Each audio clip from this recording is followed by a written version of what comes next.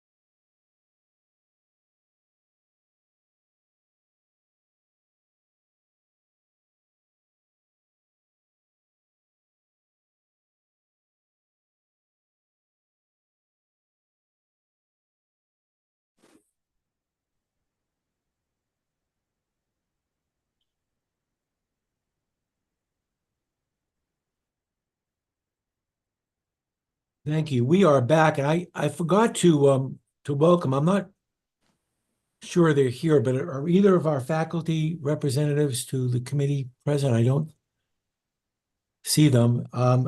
And Tristan Mitchell, our student representative. I don't just wanted to welcome him if he's here, but I don't see him either. Okay, so welcome back. We thank for your patience for those of you who are waiting for us. We were on time and under budget with our executive session, so we can now begin the public session. Like to remind meeting participants to please leave your mic muted when you're not speaking. And I'll introduce the first item at this point, which is at tab 1 in our materials, and that is a Capital Center space renovation project budget increase request. President Cushman, good morning again. Good morning. Thank you. We are requesting an increase in the authorized budget to complete our nursing space at the newly leased Capital Center in Augusta. The increase is up to $850,000 now to address inflation-driven expenses while restoring construction elements. We do have the additional funding with approximately $850,000 remaining from the federal earmark. So I guess now I can open it for questions, or Eileen, anything else to add before? I think we just should clarify. So we received a federal earmark for 5 campuses. That's Shannon Govin, who's here with us today. She's our nursing coordinator, and she was the PI for that project. And all of the campuses have completed their projects, and there's a remaining amount of $850,000, about $850,000 left over. And we do have support from those other campuses to shift those funds to our Capital Center to complete some alternates that we had to kind of value engineer out of the original project due to some increases in the budget. So, I mean, in the construction costs. So that's where that funding is coming from. So if we are not to use it for this Capital Center increase, we would actually have to return the funding to the feds. So we don't want to do that. Has anyone ever done that? I'm sure. It was Yeah. a rhetorical question. Okay. Okay. Thank you, Valerie. Questions? So the thing that's going to get built this was what was originally proposed. It was, yeah. So the original budget was $6.3 million, and that was funded from 2 other earmarks. And so this is on top of that. And it's the Capital Center that used to be the Purdue Right. Global. Yep. But you came to us with a proposal to do certain things, and you had to cut some things out, but this is returning it to the original design, if you will. Yeah, exactly. Yep. Okay. Okay, questions for Ally or the president about this? Could you just talk a little bit more about the cost increase? I mean, this is just something we continually seem to face. Do you know, I don't want to put you on the spot, but where were we a little low in what we estimated? Was it materials? Yeah. Was it? So there were things when we opened up the building essentially that were discovered. And I think John Henry's with us as well. He has more information because he's been on this team, but things like the flooring, they apparently, when they originally built the building, they didn't do a seal underneath the tile. So that it allows moisture to come up through. So being able to correct that issue, there's lighting issues that need to be corrected. There were a few other things. John, are you with us? Maybe he's not. No, Or I am here, and You are. you're absolutely right. When we received the building, they had not put a vapor barrier or moisture barrier on the floor, so that the LVP, the luxury vinyl planks, are wicking. It has to be resolved, especially given the use of the facility. The 2x4 lighting blocks need to be updated. Some of them were out of scope, but they really should be in scope and converted to LED, especially given the clinical needs. Shannon, have I got that right? Director of Nursing's here. Shaking your head. Those are the 2 big ones, and you're talking about a large square foot of footprint of flooring in that building. Thank you. Thank you. President Farini Mundy. Thank you. I just wanted to add that this is part of one of our congressionally directed spending earmarks, and publicly thank Senators Collins and King and our entire delegation for all that they do on this. I'll follow up to be certain, and I'm sure this is all taken care of, that the funding agency is also aware of this change. Thank you. Thank you. Yes. I submitted the updated construction budget with the justification for the shifting of the funds to HRSA. That is still under review, but they are aware of the shift. Thank you. Thanks. And talking about earmarks, also thanks to Samantha Warren, whose hands are in all of these. So thank you, Sam. All right, seeing no further questions or comments, let me read the text of the proposed resolution that the Finance, Facilities, and Technology Committee approves the following resolution to be forwarded for Board of Trustees consent agenda at the November 17, 18, 2024 board meeting, that the Board of Trustees accepts the recommendations of the Finance, Facilities, and Technology Committee and authorizes the University of Maine system, acting through the University of Maine at Augusta, to increase its project budget by $850,000, making the Capital Center total budget $7,150,000 for the completion of the nursing space within the leased facility. Can I have such a motion? So moved. Moved by Trustee Mishu and seconded by Emily Kane. Trustee Kane. Is there any discussion on the motion? Seeing none, Beth, could you call the roll, please? Yes, Trustee Cates, Yes. Trustee McMahon, Yes. Trustee McCarthy, Yes. Trustee Flood, Yes. Trustee Michaud, Yes. Trustee Kane. Yes. The motion carries. Thank you. Next on our agenda, the materials are tab 2, is a data integration system purchase for the University of Maine system. And Robert Placido is with us, I believe. Good morning. Yes, good morning. Thank you, Chair and members of the board. Today, I'm seeking your approval for a strategic investment that will fundamentally transform how our university's systems communicate with each other. We're proposing to implement the Boomi integration platform. First, I want to emphasize that we're... What was it called, John? Yeah, I'm sorry, somebody I think your is not muted. If you mic is... Yeah, thank you. Good. First, I want to emphasize that we're not seeking any new funding. We're carefully restructured our operational budget to accommodate this investment, approximately $500,000 annually. What makes this investment compelling is its scope and its impact. Currently, we're managing over 50 major separate systems across our campuses, everything from student information to HR and financial systems. These systems often don't communicate effectively, leading to manual data entry, potential errors, inefficient processes, more staff needed, and so forth. Boomi will change that by creating seamless automated connections between these systems. Most importantly, this is going to be critical for completing our unified catalog initiative. Think of this as building digital bridges between islands of information, where students' information updates in one system, it will automatically update everywhere else. When financial data needs to flow between departments, it will happen seamlessly and securely. This means our faculty and staff can focus on serving students rather than managing data. Our implementation plan is thorough but rapid. You'll hear that a lot from me. We'll begin actually next week with the initial setup and training. Moving through core system integration in early 2025 and achieving full deployment by spring semester.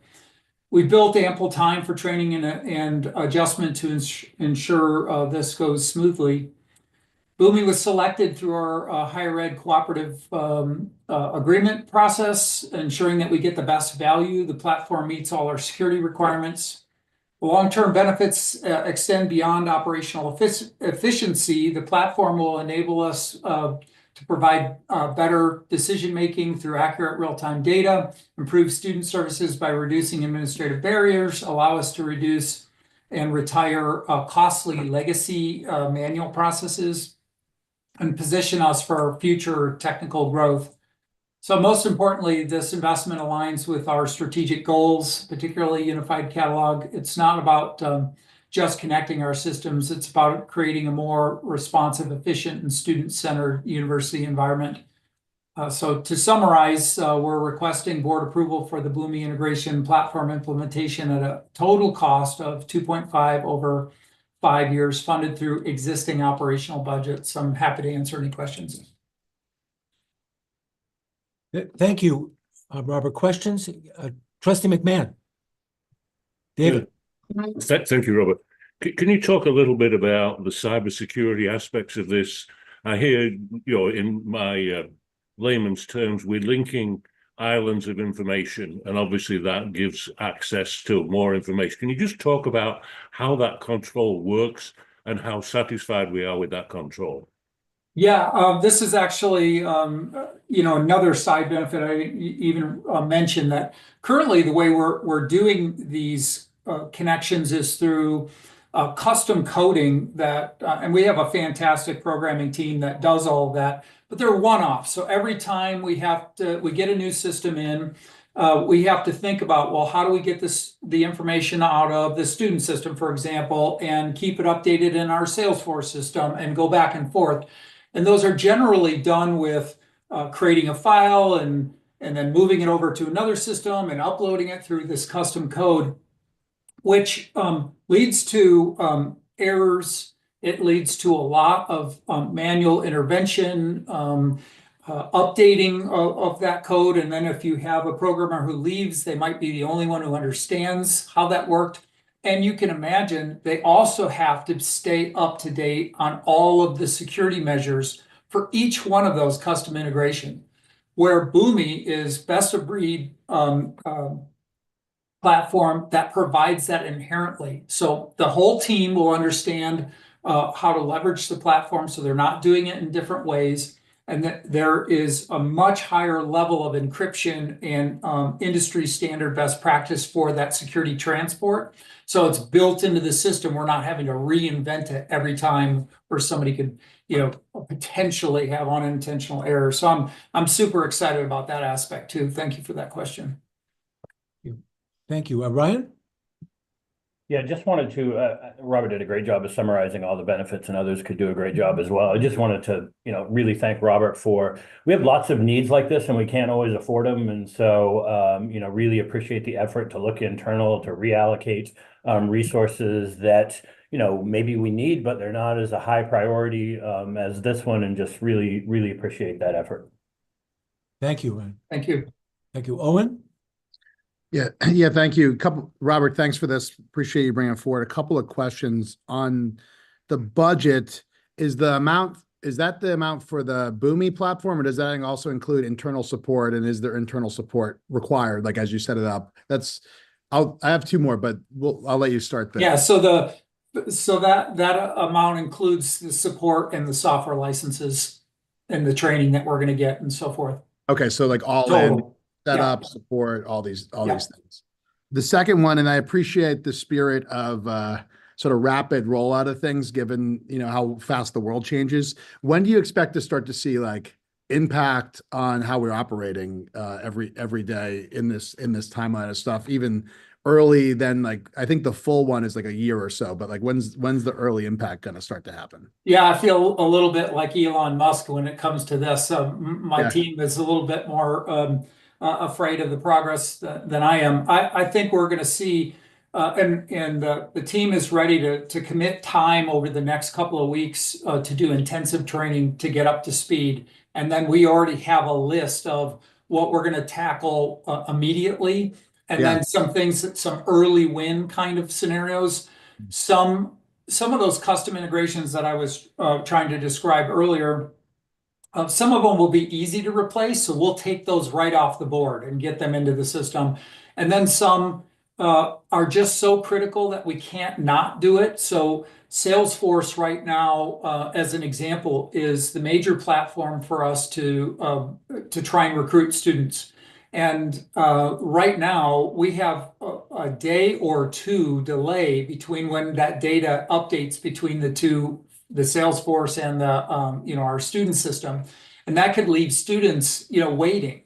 And every day matters. And UMPI knows this so much with their CBE program. I mean, they're all the universities are trying to speed this up. But if they're waiting a day just to get the updated data, I mean, that is time lost. So that is going to be the absolute first complicated one we tackle. And so to be more direct back to your question, this year, like before spring semester, we are going to have integrations transferred over to Boomi. So while I say we're going to be fully implemented by the end of spring, we're going to be moving things over all spring.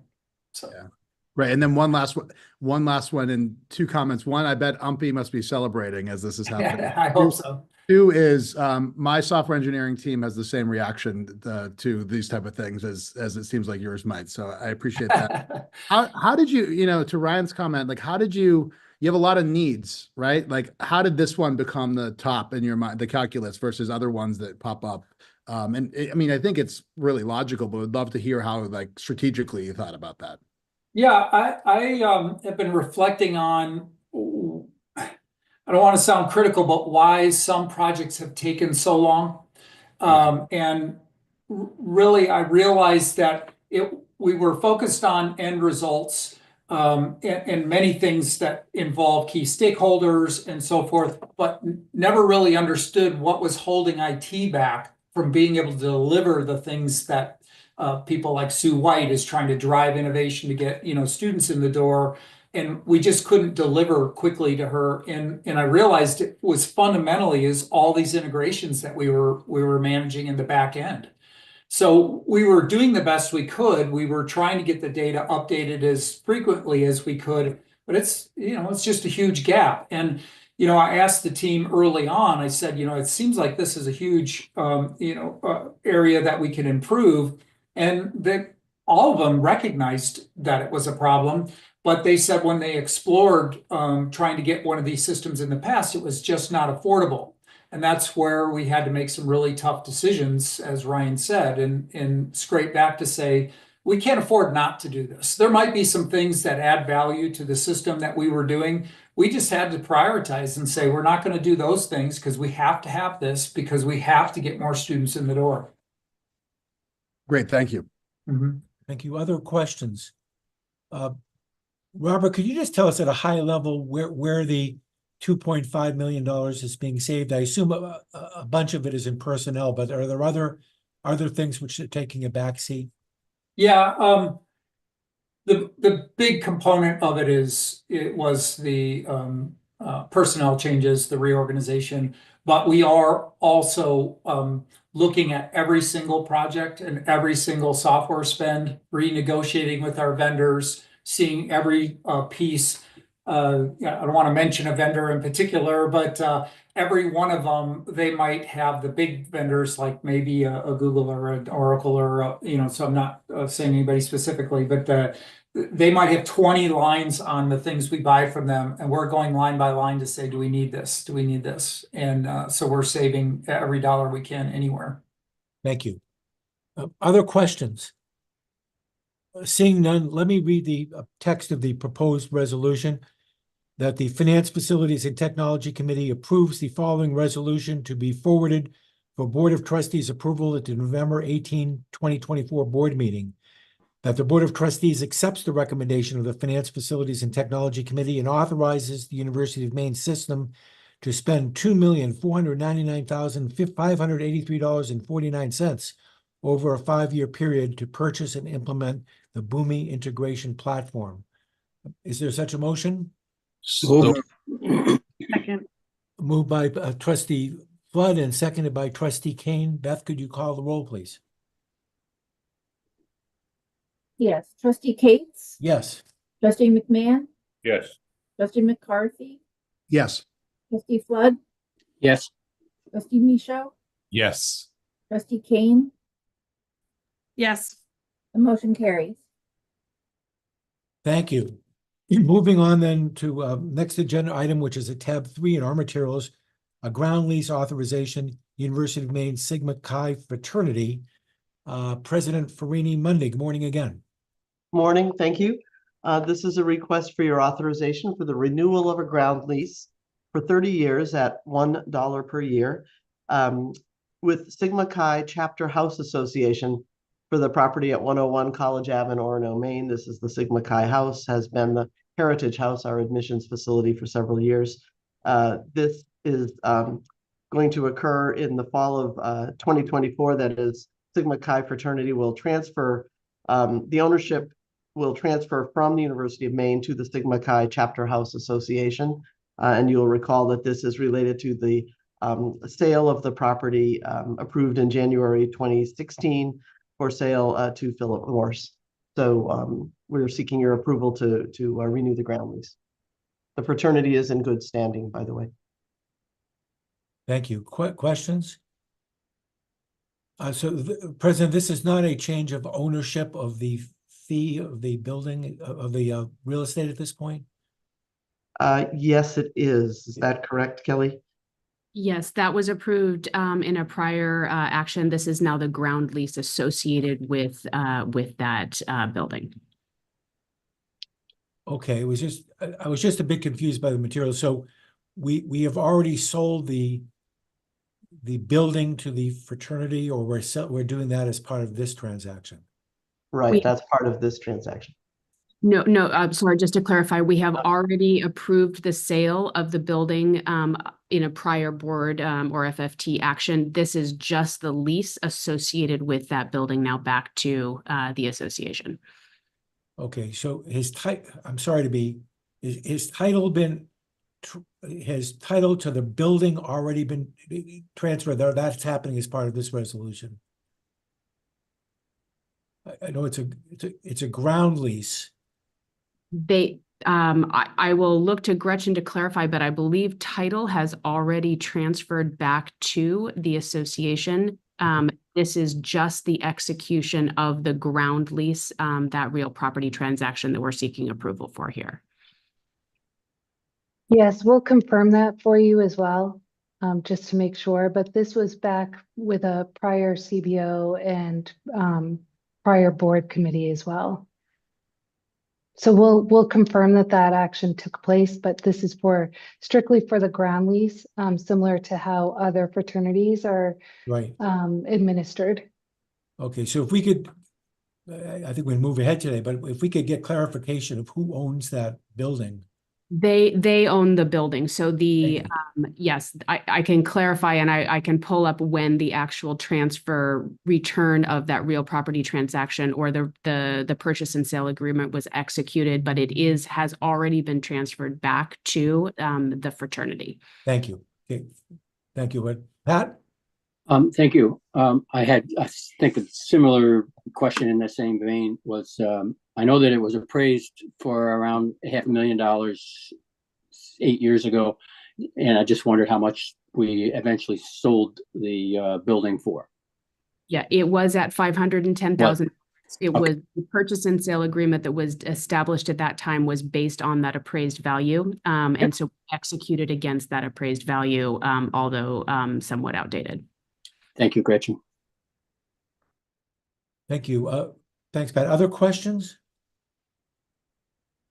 I'm not seeing any. So let me read the text of the proposed resolution. Thank you for your presentation.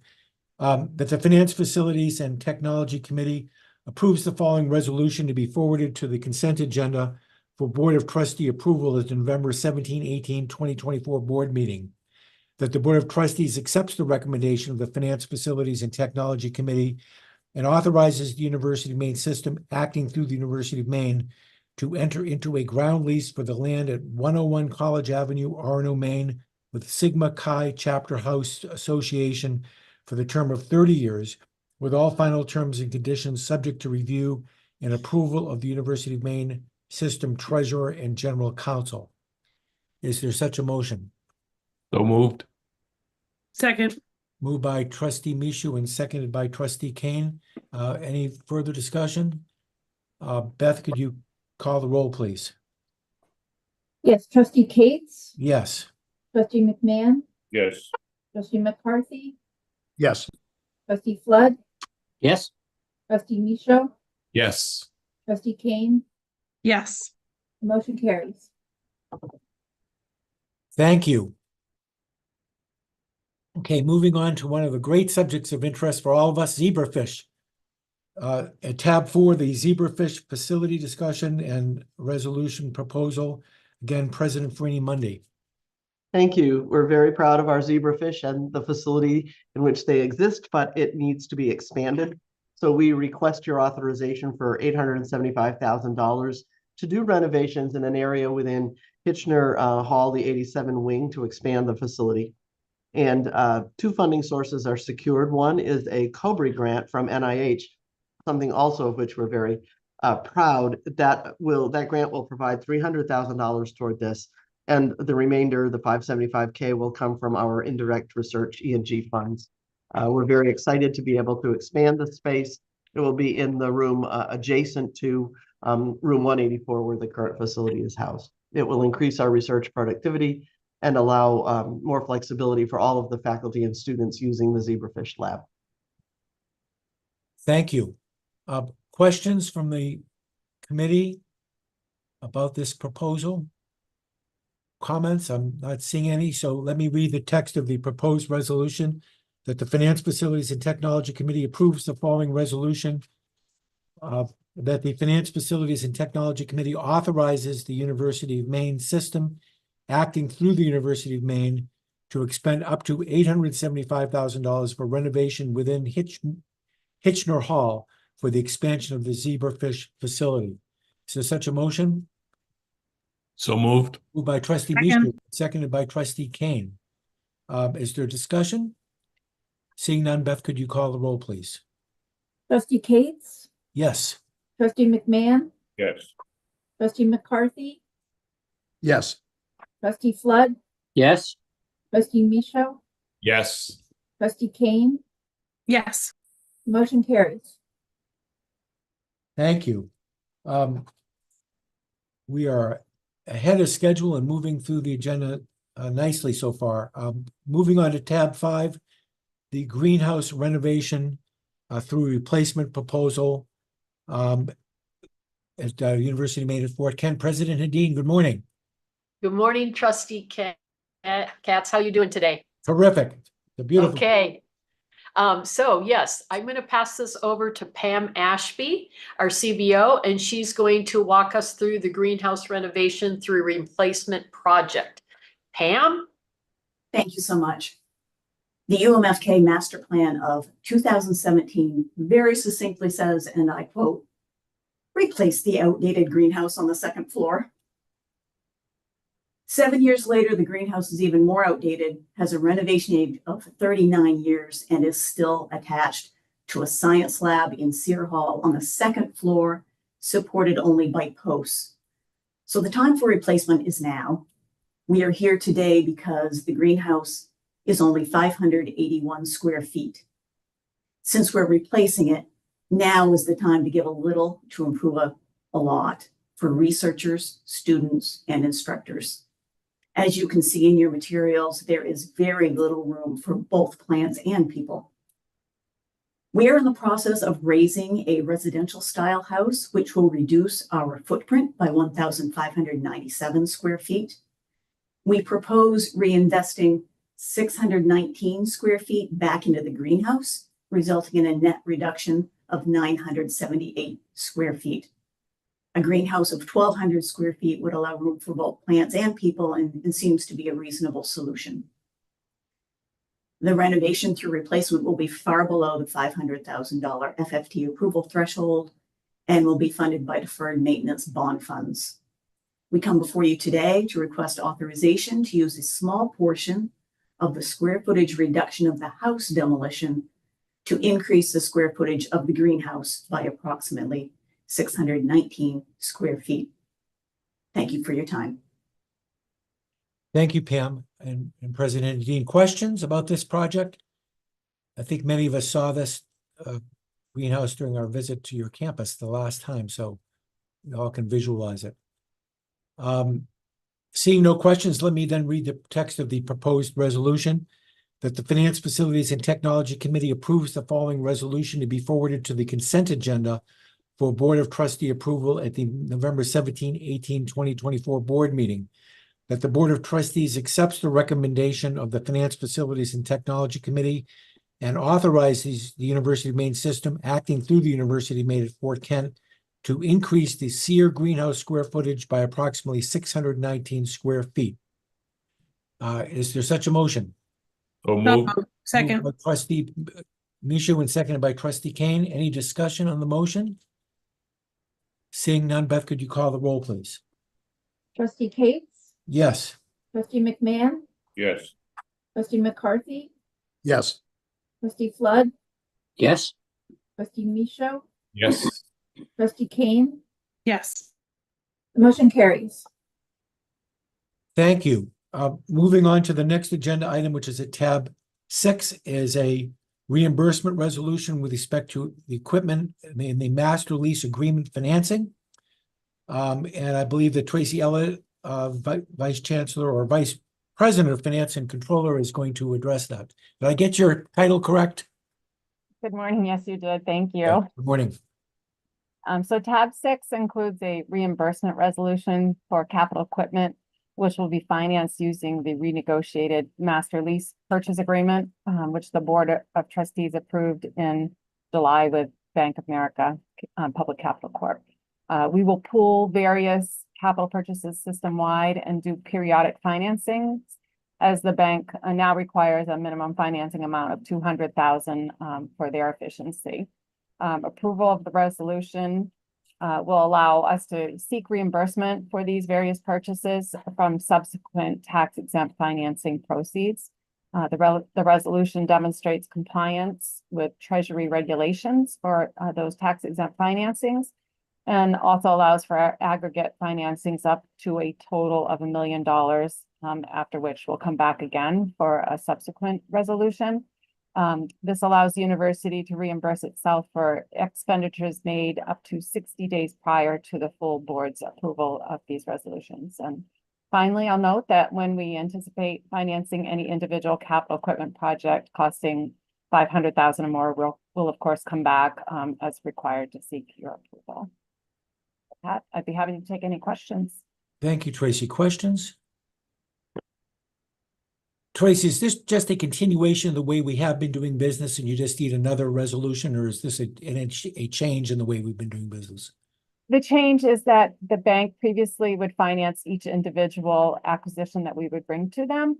And this requires us to pool our various purchases. Largely it's vehicles and some research, IT equipment, et cetera. But so we have to aggregate all of our expenditures and then get financing. Whereas before we didn't need a reimbursement resolution because coinciding with the actual acquisition, we did the financing that same day. So this requires a reimbursement, which the Treasury regulations require because it's tax exempt financing. Thank you. Other questions? Seeing none, let me then read the text of the proposed resolution that the finance facilities, excuse me, that the Finance Facilities and Technology Committee approves the following resolution to be forwarded for Board of Trustees approval at the November 18, 2024 board meeting.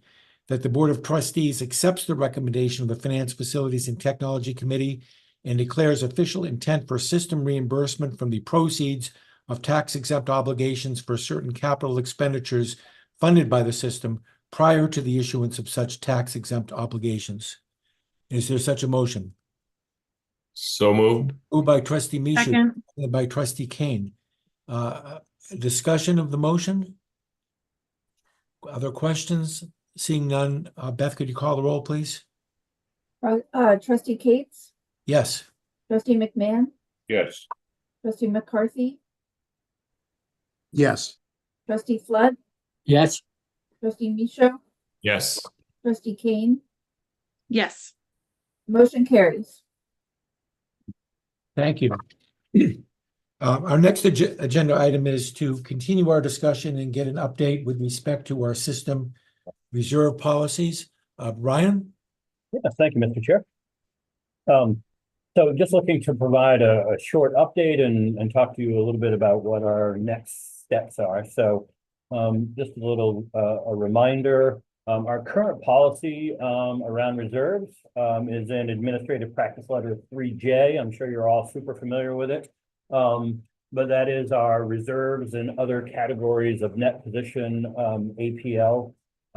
Other categories in this case is capital assets, it's endowment funds, it might be restricted gifts, other buckets.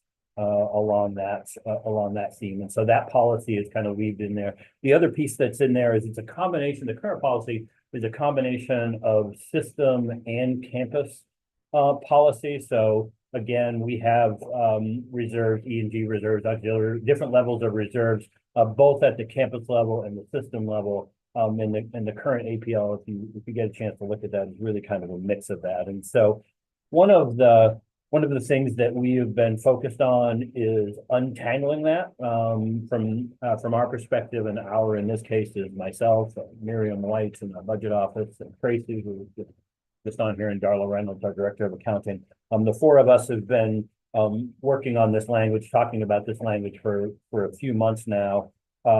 And based on our conversations, in these budget settings, our conversations with trustees, we know that the goal is really to tighten up the language around the budget stabilization fund.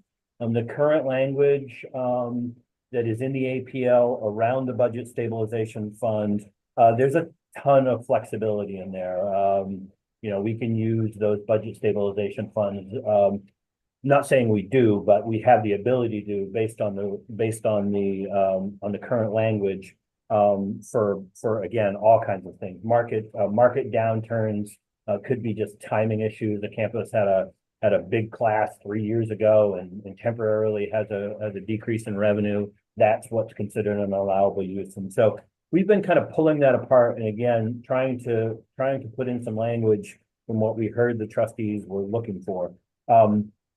And so our focus has been on two pieces of this reserve. It's the system budget stabilization fund, and it's the system operating reserves. The budget stabilization fund, again, more of our emergency savings account, a place where we're only going to go if we have what we would really consider a budget emergency, versus our operating funds, which are also reserves, but are things that we would use for either strategic investments that we might be looking to make. Think of some of the IT things that Robert has been talking about. We also have non-budget stabilization fund emergencies. Think of legal settlements and things like that. So we're working on pulling apart both of those pieces of language, and we'll bring you a new draft. Right now, what we're shooting for is to have a draft of the budget stabilization and the operating language by the end of November, to get a chance to share that with presidents and the chief business officers, and then to bring that to you to share, to get your feedback at your December meeting. And then we would hope to finalize a new APL in the January-March timeframe, which would, again, I think it's a nice timing there. It coincides with the kind of the formal part of the budget process for FY26. So those are all of kind of, again, big picture pieces. Last thing I'll say is, just while I talked about the budget stabilization fund, I'll just note budget stabilization fund now has a balance of about 9.7 million. And then we also have an operating reserve that has a balance in that $18 to $20 million range. We do know, though, that we have commitments in places like IT that are gonna challenge some of those numbers, but that's where we stand today. So with that, Mr. Chair, happy to answer any questions, and again, more to come at your next meeting. Thank you. Questions for Ryan? So, Pat. Roger, I had a question. Please. It's not much a question, but it seems like no matter how we restructure the language, tighten the language, I guess, it seems no matter what we do there, we're just going to be relying, we are going to be appropriately relying on the people who interpret those words. And it seems like I just feel very comfortable knowing that the leaders of our finance organization are the ones who are going to be interpreting. No matter how we tighten that language, we loosen that language, it's still going to rely on good judgment from trustees and from leaders of the organization. So I look forward to the change, but I'm not panicking about it, because I think regardless of what we do, we're relying on the same same talent, I guess. Thanks, Pat. David? Ryan, slightly off subject from your discussion, but have you given some thought to what would be an adequate level of reserve in both of those accounts? So what would cause you to sleep perfectly at night in terms of a level of reserves? Yeah, I'm glad you clarified it, because right now I got 4 dogs sleeping and I don't have, I never sleep well at night. Great question. Tracy, Miriam, Darla, and I were just talking about this yesterday. Right now, when we drafted this original, the language that's in there, which was back in the 2015 and 16 range with the help of some of our current CBOs, we looked at what the state was using at that time, because some of us had been at the state when that language was drafted, and what the state uses, and I think this is a best practice nationally, is about 18%, 18% of the state's revenue base. And so, as you may know, the state has capped it, is at its statutory cap. So the language that we have in the APL right now that we want to review is 18%. But when we made that change with the trustees, and all credit to Trustee Turner at the time, one of the things that the board was doing was we were so challenged in some of these areas that, you know, when you're at 0 and you set a goal of 18%, it seems so daunting and it's so far away. And so in a lot of the board consolidation efforts, we assigned short-term goals and long-term goals. And the short-term goal in this case was to get all of our campuses in the system to a 10% level. And then we might be able to go up to that 18%. We've had UMA has been successful in getting to that benchmark. Orono had been there, has dropped back a little bit in a couple of years, but is making an effort to get back there. And so it's definitely a space where we need progress. And I think without a doubt, we need to get somewhere, you know, at least to that 10% range. We're a $600 million operation and we got $10 million worth of reserves. We could lose that, you know, with a bad month on Wall Street. We lost 20-something million dollars a few years ago in investment returns. So it feels, you say $19-20 million, it feels like a lot, but it's not a lot for an organization of our size, and it can be wiped out very quickly. Thanks. Other questions? So Ryan, I think I'm right in saying this. So the initiatives that we put forward recently with respect to spending on artificial intelligence, for instance, and also on the Your Pace program, those are, I take it, coming out of the operating reserve. Is that where they are? They are. I should say they would have if they would have gotten to the operating reserve first. And so these were, you know, we get to the end of the year, we realize some temporary investment income, and, you know, on the way to dump it in the operating reserve, we came to you and said, hey, how about we redirect these some strategic priorities? But the concept is the same in theory. They're in that operating reserve bucket. They're available for the kind of the strategic, the sandbox type reserves that trustees have talked about. Thank you. Other questions for Ryan or for anyone? Okay, seeing none, thanks for that update. Thank you. Our next agenda item, which just to briefly describe it, tab 8, is strategic plan tracking. This is, of course, going to be a regular feature of every one of our agendas going forward as we work on updates on where we stand with the strategic plan parts assigned to this committee. So Ryan, you want to lead us through that? Yeah, absolutely. Discussion? So no slide presentations today, but if you have your materials, page 31 of today's materials, there is a tracking spreadsheet that we have developed with the chair, and Gretchen has been a huge help, where we have laid out the 14 initiatives that fall under FFT, 12 of those under commitment 2, and a couple related to mental health support under commitment 3. Since there are 14 of them, it broke out really well. So in conversations with the chair, conversations with Gretchen, what we're proposing is that at each meeting, we'll take up 7 of them. And then every 4 months, you'll get at least an update on all of the initiatives that are in the finance and kind of facility space. And so again, happened to work out really well that about half of those are in the finance section, about half of them are in the facility section. And so Gretchen and I are going to tag team this each meeting and each take about half of those 7 and give you updates on those and look forward to answering any questions that you have. So I'll jump in first. I don't want to follow Gretchen. I have 4 of them that I'll talk about, but 3 of them I'll immediately lump together. And so as you know, there are several of the initiatives in the strategic plan that are not just a one-time. And so the idea that the campuses are gonna balance their budgets is not just I assume the intent was not just we're gonna do that in FY25, but again, we're gonna do that in FY26 and roll. So when we provided, I think, an update to this last year, it had we were talking about it in the context of the FY25 budget. Now we're starting fresh with these first 3 initiatives, and they are focused around each of the campuses in the law school, each of the universities in the law school proposing a balanced budget.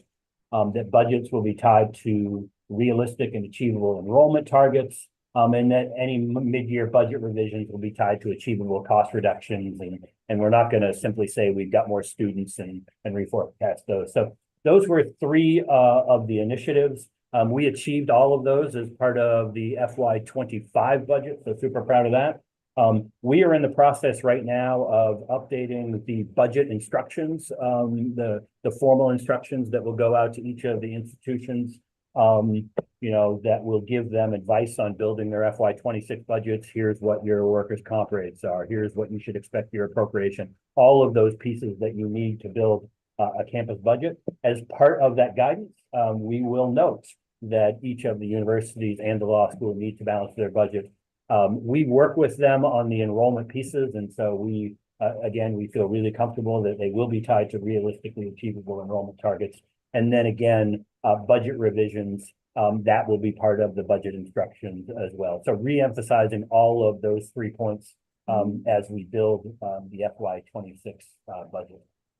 And then the last of my 4, and then I'll throw it to Gretchen for the other ones, was an update on goal 1.2, which was assessing the utility and return on investment of our instructional sites and centers across the state by June 2024. So we did meet that target. We presented a report to this committee on June the 26th. And then, ironically, it's the very next agenda item after I finish speaking and Gretchen finishes speaking, is a follow-up to that report. So we presented you the initial report, and then in working with the chair, we agreed we would come back in the case today. The University of Maine will be presenting some follow-up to that report, taking your questions, and then we anticipate at the December meeting, President Cushman and UMA will be here and talk about the centers. And so that's an update on that initiative as well. I'm going to stop, see if there are any questions on those 4, and then I'll throw it to Gretchen if not. Questions on what we've heard so far? And Ryan, I believe we agreed that the actual the topics assigned to us will be attached to our work plan, so that if someone wants to look at our annual work plan, they'll see those assignments there as well. They are, and the other thing that we're going to do is we've got these in an Excel spreadsheet with columns for each FFT meeting, and so anyone can go in right now and see our updated columns for this meeting. If you tune in December, you'll see 2 columns worth of information, and so you'll be able to see the evolution of this on our spreadsheets in real time. Anytime anyone's looking for an update on any of our items. Excellent, thank you, Barbara. Yes. I was going to ask, maybe it's Beth, who keeps the committee work plans as they are amended in these meetings? Yes, I keep the work plans in the clerk's office. Okay, so the question that I think Roger asked is, will the work plan that's publicly available or to any future member of the committee or staff will have all of the strategic plan items attached or included in that work plan. Is that correct? That's what's been discussed in several committee meetings this week, that they will attach them. If Carolyn wants to weigh in on her understanding as well. Yes, that is how I understand it, that we are going to attach those with the work plan. Right. Some have worked them in to the meetings and some it's at the end, so. Right. It's not a matter of trying to direct the committee on how to address each item. It's more a matter of having the items attached to the committee in their work plan, and then they can decide, we're going to do this one this meeting, that one another meeting, or whatever. So that was my interest in just getting a formal policy in place internally to make sure these documents are updated. Thank you. Thank you. Other questions for Ryan before we move on? Okay. The last half. Well, good morning, everyone. Morning. We'll transition our focus now towards reductions in energy consumption, capital plan investment priorities, and physical space reduction. This starts on page 28 of your board materials. So we'll start with financial sustainability goal 3.3, reductions in energy consumption. In addition to managing our physical space, which we'll cover later on in this update, our participation in the net energy billing program continues to bring substantial benefits to the University of Maine system. In Q2 alone, we saved nearly $886,000 in the form of electricity utility bill credits, and our renewable partnerships generated over 9 million kilowatt hours of renewable energy. Since joining NEB, we have achieved a total savings of $7.6 million and produced more than 70 million kilowatt hours of renewable energy. These initiatives, combined with our newly approved system-wide carbon commitment, enable us to manage renewable energy certificates more effectively, support collaboration across the campuses, and align our goals with state and national greenhouse gas reduction targets. As a reminder, UMS has a target to achieve net zero greenhouse gas emissions by 2040. The System Carbon Commitment Committee did agree in December of last year to use our REC funds to help support UMaine's UMEC project, as this project will have the largest impact on our net zero goals. Moving on, we'll take a look at the Effective Infrastructure Portfolio, EIP1, system-wide capital plan investment priorities. As we prepare for our fiscal year 26 5-year capital plans, we're using a refined criteria guide to help guide capital investment decisions. Academic facilities with a net asset value below 30 should go through a utilization analysis, ensuring that those with a high usage get prioritized for renovation, while others may be considered for potential removal. New program needs should be primarily met through a goal first of consolidation and renovation of existing space, and then with new construction only considered when space utilization studies show a lack of capacity on the campus. Additionally, new construction will align with our zero growth policy by offsetting existing square footage, with exceptions made for research endeavors. Looking forward, alongside future project proposals highlighted in each campus's capital plan presentations, these presentations will also present an update on completed capital projects, specifically measures of success through key metrics highlighted in their board approvals, such as energy improvement, energy efficiency improvements, operational savings, and impacts on student enrollment. This approach enhances transparency and accountability in our capital planning process by showing how these investments contribute towards our strategic goals. And I think this also touches on a request from previous request received from Trustee Mishu about we make these commitments in our presentations to the board when we ask for approval for funding, et cetera. But how do we report back on that? And this is our a goal to meet that request. Next item we'll go over is effective infrastructure space reduction, EIP2. So to achieve further fiscal and energy efficiencies, we are actively reducing physical space by targeting underused and low net asset value buildings for removal. This approach has resulted in approximate cost avoidance of $11.7 million based on maintenance needs assessed by Gordian. These efforts have also generated approximately $3.4 million in revenue and significantly reduced square footage across the system. Reducing our footprint in this way allows us to reinvest resources where they are most impactful. So to summarize, our strategic efforts are driving significant financial and environmental gains. Our commitment to energy efficiency, capital planning, and infrastructure reduction strengthen UMS as a sustainable, resilient institution. So with that, I will open it up for any questions you may have. Thanks, Gretchen. Questions, first of all, Dave McMahon, and I know David was also one of the ones who was very interested in revisiting the return on investment of projects we approve. So David, thank you for that. Go ahead. Gretchen, if I look at the table, EIP2, EIP 2.1 reduction, it's a little confusing because you're saying you've reduced 241,000 square feet. 172,000 of that is land.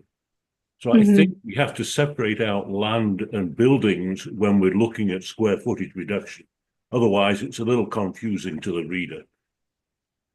Well noted. Thank you for that. And we are working on a demolition, a disposition report for you as well that will break that out. Thank you. Trustee Owen. Yeah, thanks, Gretchen. Appreciate you going through the kind of the equation as you think about capital investment.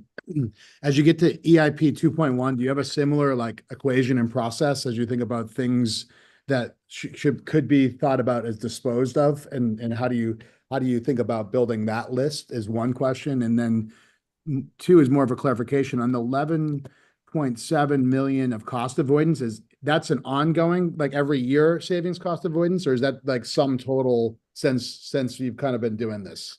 That is the total associated with the reinvestment need for those particular buildings. Okay. So if we wanted to maintain those buildings and bring them up to current standards, that would be the cost that it would take to do that. So it's a one-time. It's a one-time. Cost. It's not Yes. it's a one-time 11 million. Okay. Right. Thank you. And then to speak to your question about the infrastructure portfolio, our interim director of capital planning and project management is actually working with each campus to develop their capital plans. And that is part of the strategic process that they're going through and evaluating what buildings should be put on the list for possible demolition or disposition. Great. With like a similar like build then like how you would think about building an equation to like get them onto said list. Yes, like for example, how we note the academic facilities, if they're a net asset value currently below 30, that would be part of that process. Does that answer your question? It does. Thank you, Gretchen. Other questions? Gretchen, I think you mentioned the ROI on, say, an energy project is being reviewed at the end of the first year to show how it's really working. I can't remember exactly where I saw that, but did I interpret that correctly? And is there any mechanism in place so we'll get periodic updates after that first year as well to see if those savings can continue?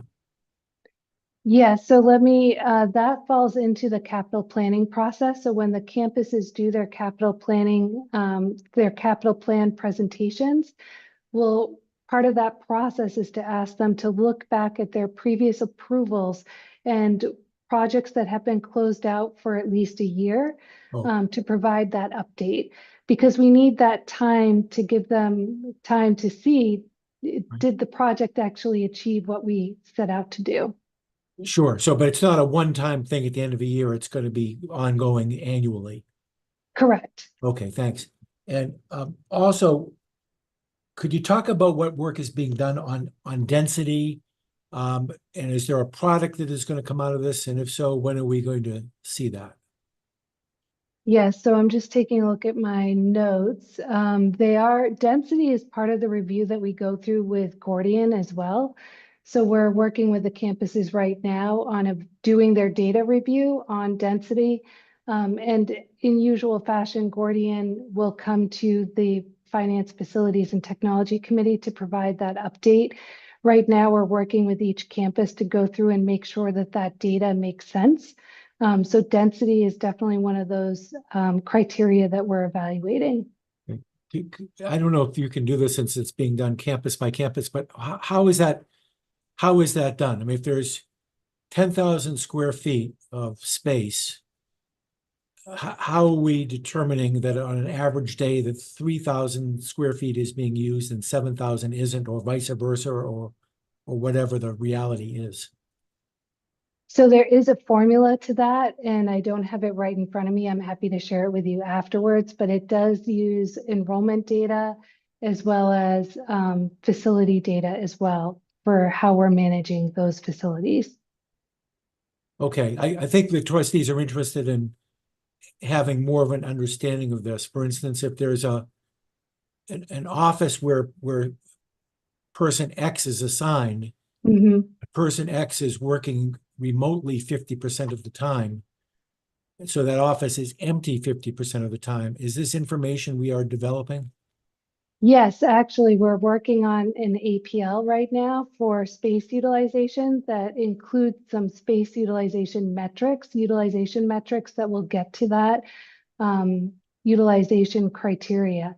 It also will clarify if you're a remote employee, which employees would qualify for a dedicated office space versus if a hotel space, et cetera. So for those employees that are 50% of the time, we're working with the campuses on determining should they even have a dedicated office space for that, or do we have enough hotel spaces available for them? I'm sorry, what do you mean by a hotel space? So like a landing space. So if I am a remote employee and I need a space to work on a particular day, I may not have a dedicated space, but there may be spaces allocated for those employees to come in and use. Thank you, I understand. Thank you. The Other term questions? is now, it's hoteling is literally the term in offices now. We did it in my office too. It's like you create hotel spaces where people sign up. It's like their office for the day, right? It's pretty handy for a hybrid. Starbucks. Dodgers like It's a Starbucks. lot quieter than Starbucks, let's be clear. This is great. Learn something new every day. This is great. Thank you. Other questions for Gretchen or on this particular subject? Yeah, just to mention on that last point, Gretchen mentioned the work that we're doing around those policies. I did want to just mention though, the campuses are having those conversations and have been having those conversations on a regular basis. They're definitely not sitting back and waiting for that policy. Those kind of conversations are happening. So I can see several people on the call that have moved to different spaces to accommodate that kind of collapsing that we're doing. So I think a lot of positive work going on, even if we haven't finalized all the policies yet. Excellent. Gretchen, just one last question. I'm sorry to keep going here, but most of the demolition information we get, we do get demolition information each year, particularly through Gordian and through your reports, but you're ramping up that analysis as I understand it. And just generically, what's that going to look like and when do you expect we're going to see that? So my goal would be to have it ready for your review for the next FFT committee meeting. And that report will look at a historical perspective as well as our future plans and funding for the future needs of Thank you. demolition. Great, thanks very much. Any other questions? Seeing none, Ryan, thank you. Gretchen, thank you. Sorry, I was trying to raise my hand. Oh, and I'm I sorry, go ahead. I missed it. I just wanted to say I appreciate the thoughtfulness that Ryan and Gretchen and others have put into organizing the strategic planning content to make it active, living, breathing, and consistent throughout our committee work. I appreciate it. Thank you. And Gretchen, go ahead, please. I would be remiss if I didn't thank all the CBOs and presidents for their participation in that too. We couldn't do it without them. And of course, all this is the product of the strategic plan and the great work of Emily and her committee. So thank you for doing this. And I think a lot of us feared when this process began that this was going to be a report, might be a great report, but it was going to go sit on someone's desk and never get used. And this clearly is a living document because of the fact that it's on the agenda of each of the subject matter committees going forward into perpetuity. So thank you.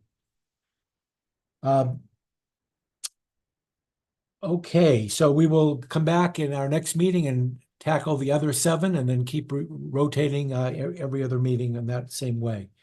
So the next agenda item is offsite locations presentation, and this was one that was scheduled at the last meeting, but it got bumped because we were running out of time. And we're starting with the offsite locations of the University of Maine, and we'll be getting to the University of Maine at Augusta centers at a later meeting. So I know we've all had these materials now for a couple of months. So thank you for your patience, President Freeney Money, and waiting for us to get to this. And why don't you go ahead? Thank you very much, Chair Cates. Looking forward to this presentation. I'll be joined by Vice President for Finance and Administration and CBO Kelly Sparks. As we talk to you about our offsite locations, we go to the next slide quickly. Just to situate this report within what we do here as a university. And Kelly, it's not showing in slide view for us or whoever's showing these. Thank you. Yep. Just a reminder about the University of Maine. It's a land grant university, sea and space grant as well, and also the flagship and has by its mandate a statewide mission.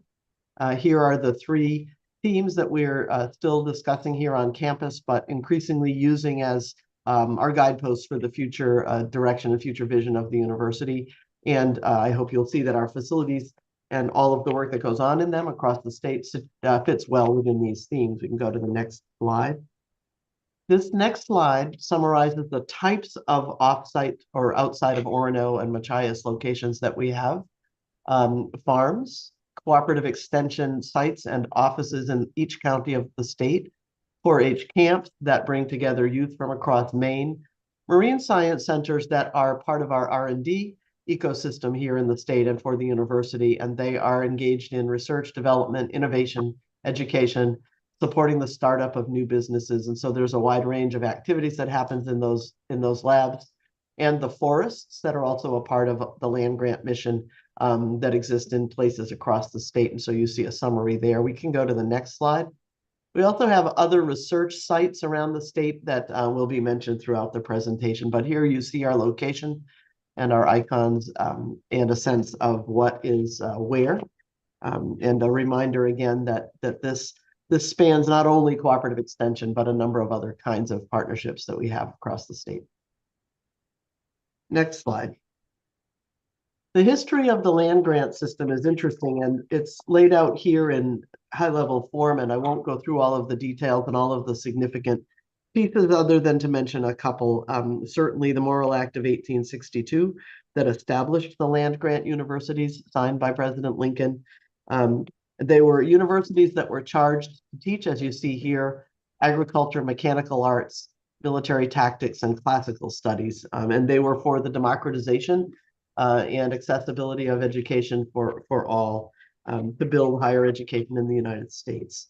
So there's been expansion over the years, and you can go and look at all the legislation that followed. But these acts are important Today, there are 105 land grant institutions, 35 of which are tribal colleges that were established in legislation in 1994.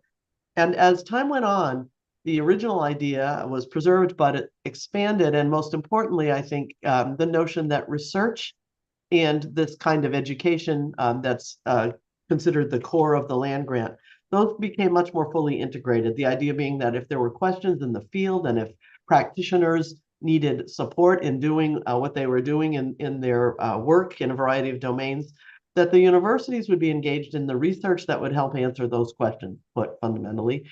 And that then when those answers kind of came back out and there was education provided largely through cooperative extension at first, back into the field, that new questions would emerge. So the cycle that exists in the land grant is a part of understanding our statewide facilities as we take a look at them. The land grants have their own professional society, the Association of Public and Land Grant Universities, which expands beyond land grants now, but is very focused even today on this mission. Next slide, please. Okay, Kelly will pick up from here. Terrific. Thank you, President. So while we're here to talk about our offsite facilities locations, I think it's important context to understand that here in Orono, we do have 4.9 million gross square feet of space across 325 buildings with aging infrastructure at a value of $2.3 billion.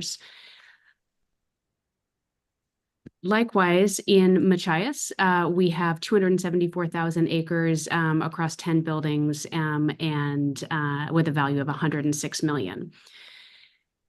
As the President mentioned, across the state, we operate our main agriculture and forest experiment station. It provides capacity for faculty for fundamental and applied research, which is transferred to the people of Maine and for community benefit. We operate our cooperative extension sites. This is the largest outreach component within our land grant mission. We touch every aspect of the food system and provide research and education programs in other areas of economic importance to the state. And we also operate 8 marine centers, which provide innovative transdisciplinary marine research, education, and strategic partnerships with transformative solutions that improve the quality of life and enhance the social and economic well-being of the people of Maine and beyond. So specifically, we operate 5 farms. Here on the slide, it shows 4. On the last box, it says Witter Farm. That should be Witter and Rogers Farm, which are located here in Orono. We also operate the Aroostook Farm in Presque Isle. It primarily serves potato research. Blueberry Hill in Jonesboro, which is primarily focused on blueberry research. And Highmore in Monmouth, which serves apples, peaches, and vegetable research, and also has available land for expansion or other opportunities at that site. As we look across the state, and we look across our farms and agricultural stations, we're looking at breaking these down into three primary areas of exploration for the university going forward. One, and you'll see this consistently as we walk through this presentation, is to consider operational efficiencies. So we're in talks across the organization how to centralize our facilities management to reduce the overall operating costs. So how can we help with contracting? How can we help and partner potentially with other universities within the system? Is there the possibility of tearing down older structures, dilapidated structures, one, to improve safety of the locations, but also to reduce how much of the physical footprint we need to maintain? We're looking at the opportunity for consolidating farm and cooperative extension locations across the state and investing in strategic harvesting from those MAFIS forests for revenue generation. We recently had great success with MEGRP and with congressionally directed funding investment into a number of our sites, including in potato research for blueberry harvesting and at Witter Farm for animal science. We look to turn these investments into a return on investment through increased or activated further research at those sites. Additionally, similarly with MEJRP and congressionally directed spending opportunities, we look to expand workforce development in ag and forestry, in particular at Sawick, as well as with potatoes at the phenotyping lab. Additionally, here on campus, those investments are going into GEM, Boardman Hall, Crosby, and Barrows, which are renovations for some of those sites, which are associated or adjacent projects to our experiment stations across the state. So MAFIS, or our Ag and Forest Experiment Station, is essential or core to our land grant mission. MAFIS is operated as a part of our College of Earth, Life, and Health Sciences and is funded by a federal capacity grant as funded by the Hatch Act. These funds give Maine and the University of Maine the capacity to study emerging issues in agriculture. This is also supplemented by the Smith Lever, which funds as a capacity grant for cooperative extension, and the McIntyre-Stennis Act, which funds forestry. I raise this because these funds come into the university. They're approximately $6.7 million in addition to our E&G budget a year, which is required to be matched at a minimum of 1-to-1, although we have made the strategic choice to invest greater than that in our farms and experiment stations across the state. There are 68 MAFIS graduate students across the state actively, and faculty receive $23 million a year in grants and contracts. Just by way of interesting tidbit, we also operate the Page Farm and Home Museum. We encourage you to come and visit that on campus, as well as the Orono Bog Walk adjacent to campus. So we collaborate with all Maine counties to operate extension offices across the state. The Smith Lever Act, as I mentioned previously, is the primary funding source for these activities.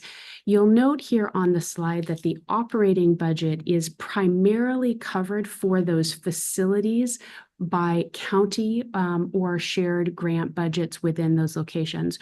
We are only using $12,000 of E&G funds to operate those facilities. However, we do employ 88 employees across the state. That is what we use our federal appropriation and matching E&G funds to serve.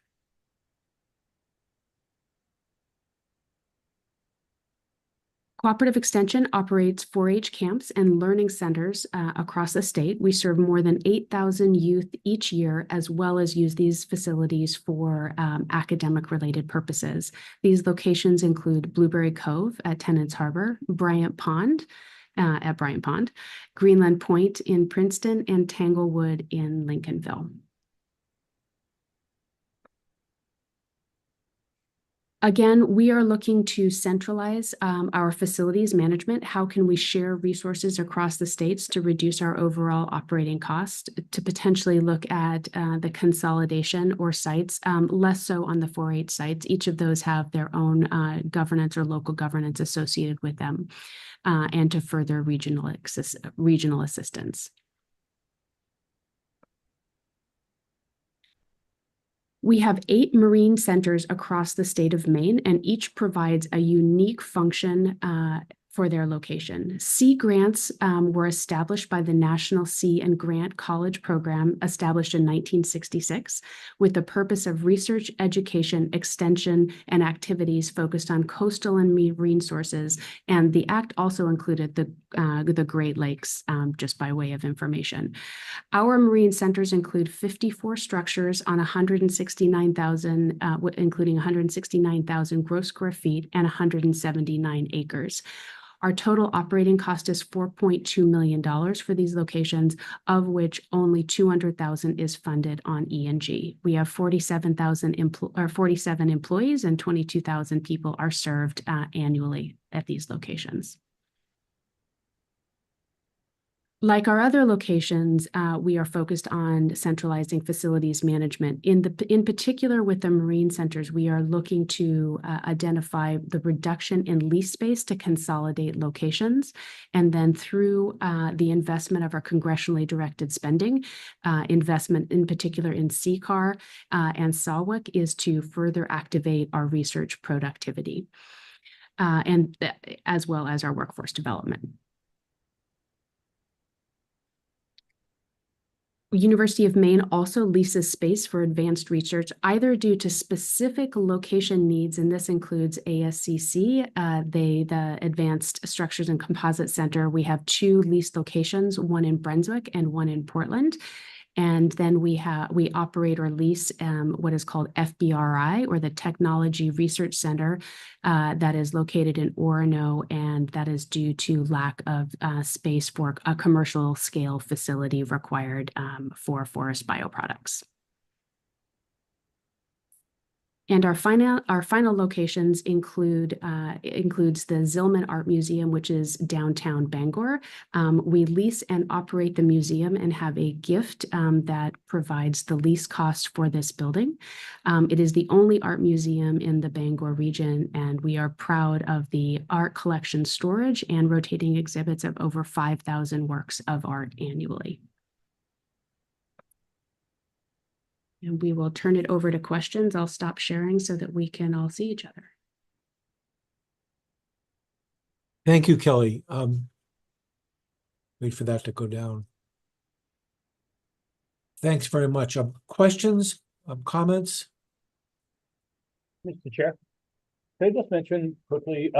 Yes, Ryan, please. Yeah, when we talked about the board looking for more information around the centers and the sites, and came up with the idea of putting this report together. But I don't think at the time we knew how much work it would be. And so I mentioned this in June. I just want to mention it again. Literally hundreds of hours at Orono, at Augusta, putting together this information, literally, I mean, just countless people. And so just want to acknowledge all of that work. It's a great work product. I think it's gonna produce value going forward. I think we'll come up with a schedule to update it. But it did take a ton of work, and so just want to acknowledge that really great work. Thanks, Ryan, and thanks to everybody who put this together. Kelly, you mentioned, and following up on what Ryan just said, you mentioned a number of operational efficiencies that are being pursued. Ryan, perhaps we could work on some sort of a schedule to get a annual update, or I don't know what, on how those efforts have been going. Yeah, I'll talk with Gretchen and Kelly and others, and we can work on a plan. To build on that, we also have an annual real estate report, which we're currently preparing as well. Sounds good. Maybe this is for Kelly. I mean, it's hard to kind of get our arms around this whole thing. Do you have a sense that all of this is costing, I'm just going to throw out a figure, which is probably way off, $100 million. And of that, E&G is funding 4% of that, or 10% of it, or whatever. It just seems that most of this money is coming from outside sources, whether it's earmarks, or whether it's federal grants, or whether it's other sources. So it's a heck of a deal for us. But do we have any overall sense of our financial participation here? I can pull that information together. The answer is that most of the facilities lease costs, the facilities maintenance and upkeep, are funded externally. We do carry a little bit of it on E&G, and each one of them has a different operational agreement. However, we do carry, what we carry on E&G are the people costs. So the human resources associated with these physical facilities. In some cases, for example, for Cooperative Extension, it may be a reception or an individual that there is to greet and help folks navigate and find the resources with Cooperative Extension. At other locations, it might be a farm supervisor overseeing those locations. So what we're doing right now is consolidating that information and looking to see how can we better manage, rather than having a whole bunch of siloed independent facilities locations, how can we manage that in a more central way? The other thing is that we do have significant land holdings, and we're looking at how we might monetize those land holdings. So I'll speak to Highmore Farm in particular. We have adjacent property that was provided to the university, and there is some dilapidated old chicken research facilities on that site. That if torn down, we have the possibility of either selling or activating that for further research activity. And then we have an adjacent site which isn't suitable either for forestry or for agricultural research purposes, but could be, for example, a solar field. So might we master lease or create a revenue source from that land? So we're just so what was terrific about this process, and while Vice Chancellor Lowe mentioned that it was substantial work, it was to be able to catalog and bring all of that information together is honestly now giving us the tools to start those conversations in a site-by-site way. I joke a little bit with the University of Maine at Augusta. Highmore is close by, and I wonder if there's an opportunity for us even across system campuses to talk about. I ask if they might just want to oversee Highmore Farm facilities for us. They say no, but is there a way to share resources and talk about how we manage that? So we're going through that process right now, and happy to report back in the next 6 months to a year about what operational savings as well as monetization of those properties we might be able to achieve. Thank you. That's really helpful. Yes, President Freeney Mundy. Thank you. I know other board members are actually ahead, but just quickly to follow up on this conversation, a couple of points I'd like to be sure to bring out. One is the required federal match that we provide for the MAFIS and CES funding based on those acts. And Kelly, that totals 6.7 million per year, the required piece. So that's part of our cost, and you'll see that when we do a more full-blown analysis. Secondly, I'm very grateful to our delegation for all of the congressionally directed spending that has come in to help with the modernization and expansion of these facilities. And then thirdly, I'd like to just remind all of us that there is a Board of Agriculture, a statutorily established board through the state that is keenly interested in all of these matters, but particularly those related to the farms. And so we meet quarterly with that board and report in similar ways to them about our plans and our future. And there is where we see representation from the growers and other agricultural groups in the state of Maine who are keenly interested in what the university is doing to support their work. Thank you. I think Pat was next.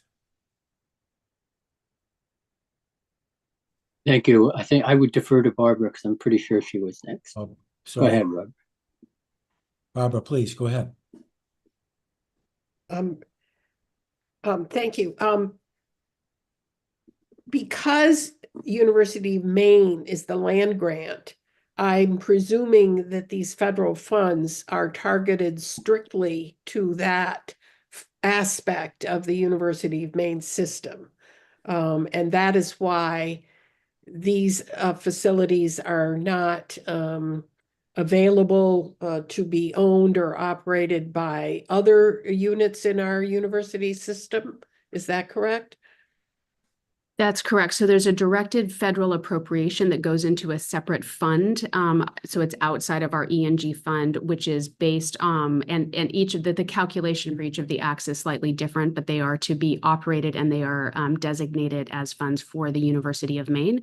But I would say that all of these properties can be activated and used for system-related research and educational purposes. So anytime there is an opportunity to expand and leverage that participation of our shared universities across the state, we're always looking for those opportunities. And to follow up on that comment, I would be interested in seeing how these units and staffing and facilities are integrated potentially or currently with forestry programs and the marine programs up at Machias and all the other universities in our system that have programs and masters and units that are clearly related to the work going on at these facilities. It would be nice to see how how that's happening and what the structures are to stimulate it to happen where possible. Trustee Alexander will be happy to take a stab at that. I just want to be clear on the areas you've mentioned, forestry and marine sciences specifically. And we can do what you ask. I think I will want to emphasize that at the core of all of this is a very strong research expectation. And so we'll talk about how we're able to yes, share in that across the system. And then at the 4-H, early childhood education. I mean, I don't know the full list, but those things just occurred to me off the top of my head anyway. Okay, Thank you. Thank you. Thanks. I think Pat and then Emily, I believe. Pat? Thank you. Thank you. Thanks, Kelly. I could tell from Ryan's discussion that obviously this took months to do, and you boiled it down to, you know, a 20-minute conversation, and appreciate that. I learned a lot. And you mentioned the buildings that you found at Highmore, or you discovered or found out that there's some buildings out of repair. So that was kind of an interesting thing, and you might do something different with portions of that property to address that. But I guess my question is, were there any other surprises? I know we're going to be doing this probably for all the other campuses. Did you unload any other surprises that that came along as you did your research, Kelly? I will say more that we were very decentralized in the way that we manage these locations. So it's created the opportunity for centralized visibility. I will say I was surprised when I added up. We have 184 buildings across the state of Maine off of our campuses. That requires significant oversight. Many of them are very small, and those are just those don't include the cooperative extension sites, which are generally owned by the local counties and managed by the local counties. So it is really helped us reconceptualize how we manage them across the state. There are a couple of leases where we have near adjacent or potential other partnerships that we may be able to explore in terms of lease potential that would reduce the overall operating cost. I think it's the management piece that has been the biggest question. And so a lot of conversation with MAFIS, with Cooperative Extension, about how we bring that together. And I've been on a mission every month, making a statewide tour, have not yet made it to every one of our locations, and then meeting with them around the individual complexities. In some cases, it's IT access. In some cases, it is access to the roads in summer months. Sometimes it's contracting. So it's been putting together that individualized plan on how we better support them and activate the locations for further benefit for the system. I really appreciate the work that went into it and the amount of information that you learned. We learned a lot, and I think that's because of the work you folks did. Thanks very much. Thanks, Pat. Emily. Thank you, Roger. I think, first of all, I want to say this is a really interesting presentation. I personally love the history of the land grant and sea grant programs. It's like one of my most favorite stories of American greatness and thinking big at the government level. And in graduate school, I did a real deep dive on the sea grant and actually I met Claiborne Pell, and I met the congressman from Florida who pioneered it. And like, it was one of the coolest things, and heard crazy stories about former UN President Fred Hutchinson driving the federal delegations all around the state of Maine to see what we had here as they were passing it. It was a pretty awesome experience. Kelly, I love that you're trying to visit them all. I think I've been to almost all of them. I was going through like making a list. I was like, oh, yep. And what I would say is, I think it's so great to do an accounting. I think because of not just the research nature, but actually the living creature nature of many of these facilities, and particularly not just living creature, but agricultural sensitivities that they have. I think we have to be careful about over centralizing care for facilities that are across the state that often require very quick responses that need to be in proximity in order to be addressed appropriately when it comes to, again, dealing with living, breathing creatures and you know, plants and things people want to eat as we do it. So I think it's making sure we strike the right balance of responsiveness and proximity with the desire to find savings. So thank you. That was a fun presentation. Thank you for that feedback. Thanks, Emily. Owen. Yeah, thanks, Kelly. Really, really helpful presentation. A couple of things. One is there an other category also? Like, what about like land and things that like we got in wills, et cetera? Is that captured with these? Or is that like other that's out there that's probably random that we have across the state? That's one question.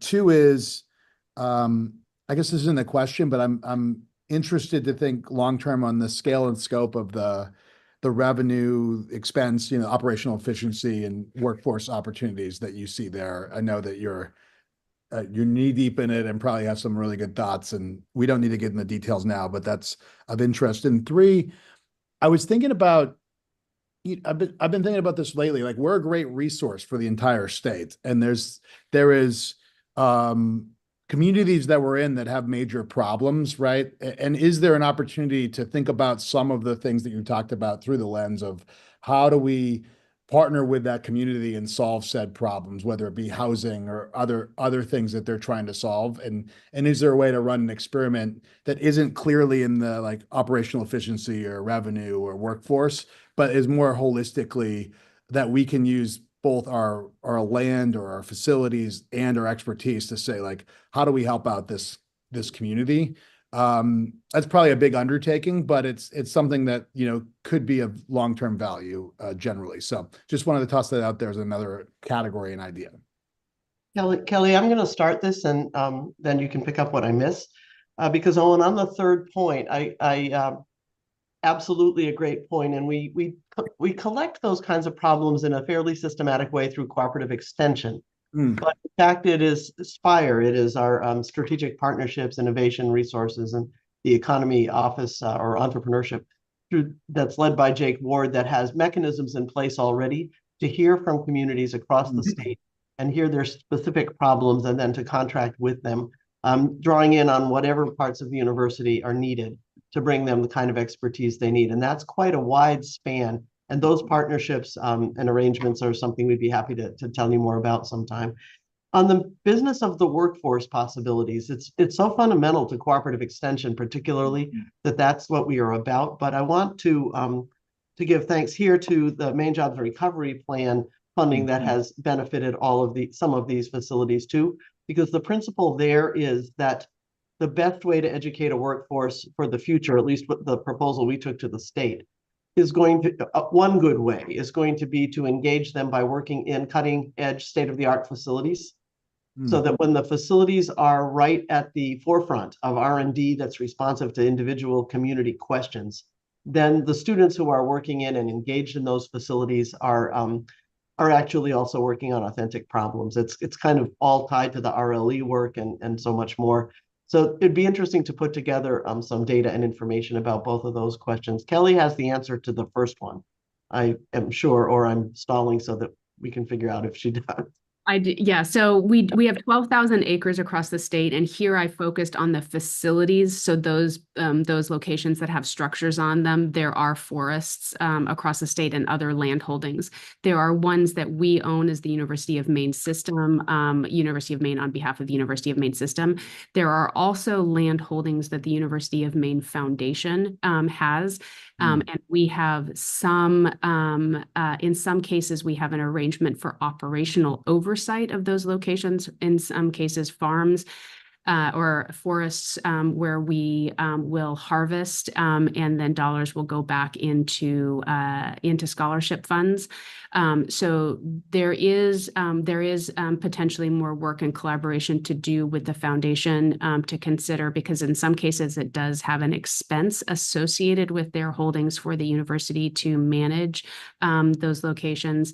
And then in some cases, so the answer is this includes 99% of it, but I didn't discuss the forests in detail here. Happy to come back and share more about that, but did not discuss anything that the foundation has in their holdings. Yeah, and I don't need to see like every little piece of land. I just want to know kind of like what was the excess that wasn't captured within these like specific ones. Yeah, it's acreage. And that acreage in particular is one of the things that we want to look at for monetizing. So there's limited impact on operational efficiency, but there may be monetization. And to your point, because they're located across the state of Maine, there may be opportunities for further community economic impact and development with lands adjacent to local communities. Great, thank you. Thanks, Kelly. Other questions about this presentation? Seeing none, thank you very much. This was great. A lot of materials to review. And again, just to follow up on what Ryan said, thanks to everybody who contributed to putting this together. It was a tremendous amount of work. Really helpful, I think, for the board to see it all. So thank you. And our last agenda item is our regular IT projects update. Robert. All right. You all ready? Yes, sir. That's a lot of information. Thank you, Chair. Today, I'm pleased to provide an update on several critical information technology initiatives. Want you to know that your IT team is managing multiple critical projects designed to enhance our technological infrastructure and operational efficiency. And so today, I'm just going to highlight 4 initiatives that are related to the Unified Catalog initiative, and all sort of linchpins for moving forward. First, I'm happy to report that our Raptor implementation for college transcripts went live across all campuses in August. While the board notes say the project is 97%, I'm happy to report that we successfully finished this project. We're seeing strong positive feedback from our campuses, though we've identified some opportunities for future enhancement. While we initially focused on college transcripts for the maximum ROI and to complete this phase, we're keeping the door open for potential other improvements pending future funding. Second, we've begun implementing HighPoint Course Auditor. That was something I mentioned to you in the summer related to the Unified Catalog project. Is already implemented in simulation mode, which is a key project to help us move forward with the final rollout next fall of Unified Catalog. While we're only at 10% completion, this tool will be critical for identifying data discrepancies. And this is that cleanup that I talked about that has to happen for our degree audits to be successfully rolled out. They have to be accurate and complete.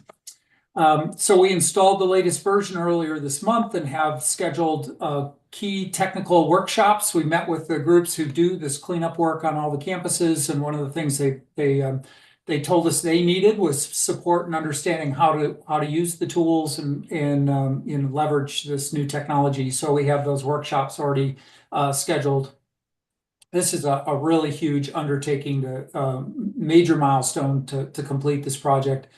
And it requires a significant cross-functional, cross-collaboration from all of our universities to get it done.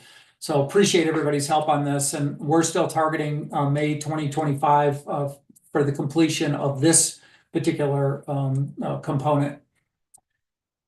Third, I'm pleased to share that our Brightspace Performance Plus Learning Analytics project is back on track. If I mentioned earlier, we were a bit delayed over the summer. It was something that we decided to go in the direction really in my first weeks, realizing that we have an LMS, which is one of the most important things we manage on behalf of the system. LMS stands for Learning Management System. That's Brightspace. That's where most of our course materials are put up into. Even if you're not teaching online, a lot of faculty use it to put assignments and tests and things up there. So very important aspect of our operation, and we did not have a reporting platform. So I shouldn't even have to say that out loud. So we do now, and it has been implemented. The first phase of this was to get Presque Isle the reports they need to run CBE more efficiently. And that has been delivered. Now that those reports are live, we're already seeing opportunities to improve and tweak them even further. We had folks from all the campuses in a committee called ETAC join us to explore that tool a little bit further. And I expect that we're going to be leveraging that tool for a lot more things in the near future. So another good success story for us. Finally, our Parchment implementation for transcripts and diplomas processing is going really well. We're marking it as 50% complete, although I would say number doesn't mean much. We're going to deliver this by December 10th. So again, very fast implementation started, just this August, and we will get it done so that students can get their transcripts in a more seamless way, and graduation processes can be streamlined. So we'll roll that out in December. So these projects represent more than just technical upgrades. They represent our commitment to enhancing student experience and supporting our educational mission. Each initiative aligns with our strategic goals, absolutely for sure, and positions us to better serve our university community. I'm particularly proud of how the IT team has responded to the challenges. What the severe changes that I've invoked in the last few months. They've been absolutely fabulous partners, rising to the challenges that are in front of them and focusing on what matters to deliver solutions for our leadership. So happy to address any questions about these initiatives or anything else going on in the IT shop. Thanks, Robert. Questions or comments from the group? Yes, David. Robert, can you comment on a return on investment on any of these particular investments? I mean, Raptor's, about completely installed. What's the return on the investment there? So Raptor allows automated transcript evaluation and processing. So you can imagine sitting with all the different types of transfer transcripts, international and even just, from University of New England or something like that. They all look different. So a person has to sit down, enter that information in and see how those courses transfer in. And this implementation has streamlined the pulling of the data off those transcripts into systems, and where those courses match, we have automation. So, amazing efficiency gain there. Now, of course, in terms of hard dollars, I haven't done the calculation on how many hours we've saved, and we could actually do that if you were interested. But that's the big thing, is freeing up people to focus on students and outcomes as opposed to doing that manual sort of processing work. Yeah, I understand the purpose of it. I understand what it's done. I guess at a sort of higher level, I think they're great projects, don't get me wrong. Just at a higher level, I'm just wondering what the economic benefit to the system is, that's all. Okay, well, I haven't calculated in front of me, but I absolutely can run that and give you an estimation when I come up and do this report for November's board. Right. Thanks, sir. Thank you. Clyde. Good morning. Good morning. I just wanted to say, from a faculty perspective, thank you to Robert for the work on improving the kind of degree audit function. Up to now, it has been very unreliable, and so you have so much work of faculty checking the degree completion process for every single student, and then registrar's office duplicating the work, and lots of opportunities for errors to rise on both sides. So that is very, very much appreciated and will save endless hours. So I'm looking forward to that. Thanks, Clyde. It's always good to hear from you. Thanks. President Rice, good morning. Hi, I'll let Robert answer your ROI question at a later date, Trustee McMahon. But just an example of where I think we will see that ROI is in that area that that Professor Mitchell just noted. I think that in terms of hours and time saved, we're probably talking within the thousands of hours per year that a truly functional audit system will provide us that we have not had in the UMaine system for 20 years. At least most campuses haven't had it for 20 years.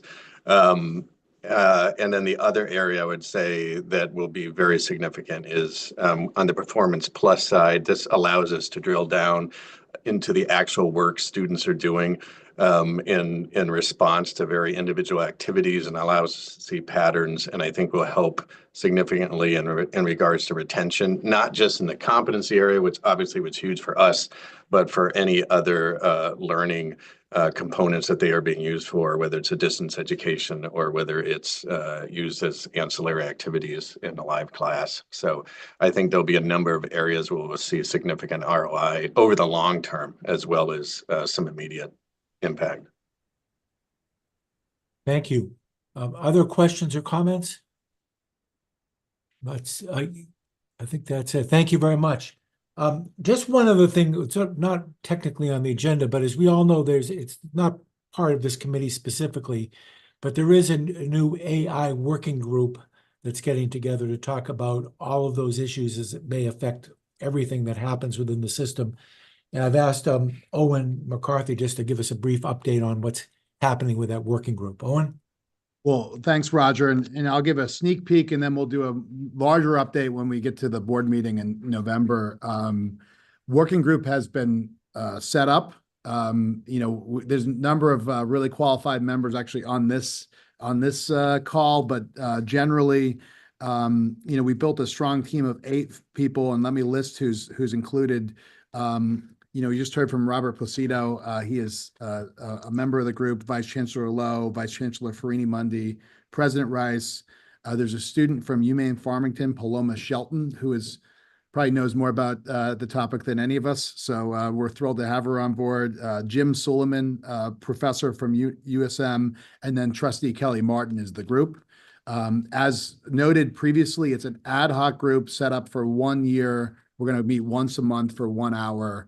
And we're going to send along the charge to the entire board, but there's really 3 areas that we're working within to move this topic forward. One is around, board governance topics, which are really around, landscaping, what policies are out there, being prepared to opine on funding proposals that come through, that actually we will do and then could be helpful to this committee, which is a direct tie-in, being able to use some of the tools to more effectively deliver the business of the board and making some recommendations there. So that's bucket 1. Bucket 2 is more around ethical encouragement of the use of generative AI across the enterprise, and how do we build a culture of both understanding what's going on and encouraging use where it's appropriate.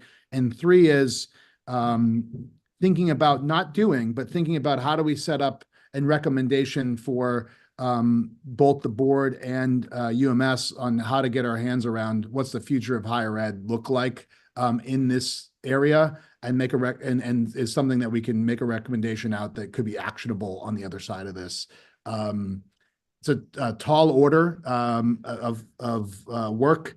I do think it's been fun to see how many, the grassroots work that's happened across the different departments and the campuses, and people that have really dove in, and they're kind of coming out of the woodwork as this group has existed. And there's some tremendous examples of innovation out there that, if we can highlight and kind of shine a light on them, I think it can encourage a lot more across the entire system.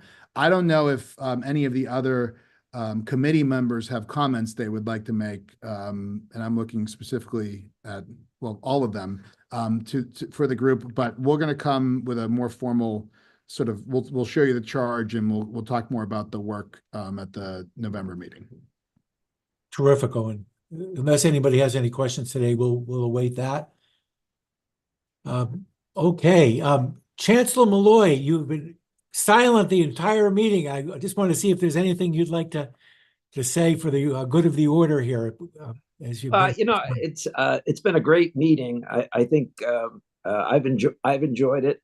Very proud of the people who've put all the data together, quite frankly, in a reasonable amount of time. And Also, just remind folks that we are investing in infrastructure at an unprecedented level compared to the recent past, and very proud of that, since I believe it to be one of our biggest issues to be dealt with, and I think has discouraged students from coming to some of our universities in the past. And now we have solid accomplishments that we can point to, and quite frankly, many more on development right now. So I'm very happy with the work that's being done by the vice chancellors, the presidents, and quite frankly, all of the staff and everyone who spoke on the screen today. I think it's been quite exceptional meeting. Thanks, Chancellor.